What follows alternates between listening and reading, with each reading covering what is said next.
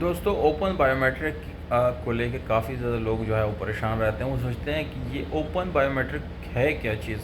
تو دوستو دو طرح کے بائیومیٹرک ہوتے ہیں.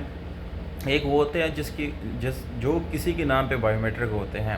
دوسرا یہ ہے کہ اوپن بائیومیٹرک ملتے ہیں جس کے فائل میں کسی کا نام نہیں ہوتا, بلکہ اس کا جو فرسٹ اونر ہوتا ہے وہی آپ کو فنگر پرنٹ دے دیتا ہے اور اس کے بعد وہ اوپن ہو جاتا ہے, یعنی آپ اس کو اپنے نام پہ کر سکتے ہیں. اب دوستو جن لوگوں کو نام والی گاڑیاں جنہوں نے خریدی ہیں تو وہ سمپلی جا کے اونر سے بات کر کے اس کا بائیومیٹرک لے کے اپنے نام پہ کرتے ہیں. اچھا, جو اوپن بائیومیٹرک والے ہیں اس کے ساتھ اکثر اسکیم بھی ہو سکتا ہے. وہ کس طرح دوستوں, کیونکہ اوپن آپ سپوز بائیومیٹرک لے بھی لیتے ہیں تو وہ کسی کے نام پہ بھی ٹرانسفر ہو سکتا ہے, پاسبل ہوتا ہے, کیونکہ آپ کے جو ٹرانسفر لیٹر ہوتا ہے اس کے اندر آپ کا نام لکھا ہوا نہیں ہوتا, نہ اونر کا جو نام ہے وہ درج ہوتا ہے, یعنی کسی کا بھی نام اس میں درج نہیں ہوتا.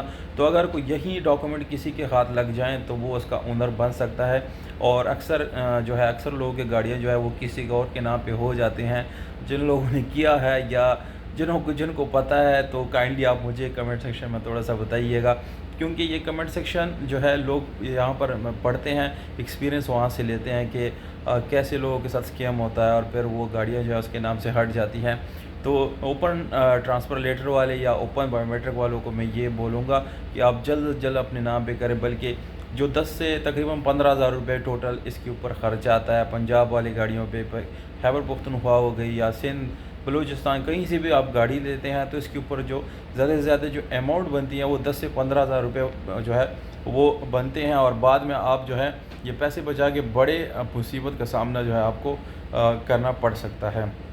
تو 10-15,000 روپے نہ دے کے اسپیشلی جو پرسنل یوز کے لیے گاڑی ہے اس کو تو میں بالکل بھی یہ نہیں ریکمنڈ کروں گا کہ آپ نہ کریں. بالکل موقع پہ آپ بائیومیٹرک لے اپنے نام پہ گاڑی ٹرانسفر کریں. 10-15,000 روپے نہ دے کے بڑی مصیبت سے آپ نے بچنا ہے, چھوٹی مصیبت کو بھی آپ نے اوائڈ کرنا ہے.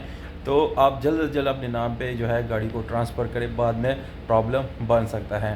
تو دوستو یہ چیزیں آپ نے جو ہے دیکھنی ہوتی ہیں. اگر آپ کوئی بھی گاڑی لیتے ہیں اس کا ٹرانسفر لیٹر چیک کریں, فائل چیک کریں, ان چیزوں میں اس کے نام چیک کریں کہ ہر جگہ پہ اونر کا ایک ہی نام ہے, گاڑی کا کلر کون سا ہے وہ ڈاکومنٹ پہ درج ہوتا ہے.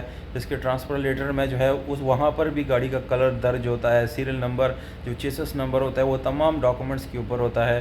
اور جو اس کی جو نمبر پلیٹس ہے دوستو اس کو بھی آپ نے بہت غور سے دیکھنا ہوتا ہے, کیونکہ آج کل جو ہے پیک نمبر پلیٹس بھی بنتی ہیں اور آپ کو بولتے ہیں کہ ہم نے نئے نمبر پلیٹ بنوا کے آپ لوگوں کو دی ہیں, پر ایسا نہیں, ابھی پیک بھی بنتے ہیں. آپ نے ساری چیزیں دیکھنی ہوتی ہے کیونکہ نمبر پلیٹس کے اوپر ایک سرکاری سٹیکر آتا ہے جس کے اندر اس کی کوڈنگ وغیرہ وہ اسکین بھی کیا جا سکتا ہے آج کل.